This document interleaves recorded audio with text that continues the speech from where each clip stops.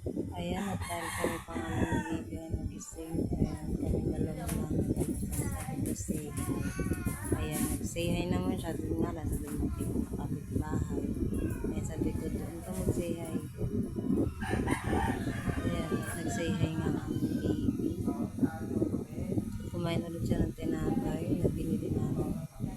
Ayan, sabi ko, flying kiss. Ayan, nag-flying kiss ang aming baby. At inulit niya nga ulit ng flying kiss. At umilit na nga ako ng kape. Ayan. At sinubo na niya ulit ang tinapay. Ayan. Nagising na ang aming kuya at nag-aya na nga siyang tumila ng tinapay. Ayan, nakapamiawangan pa ang aming kuya.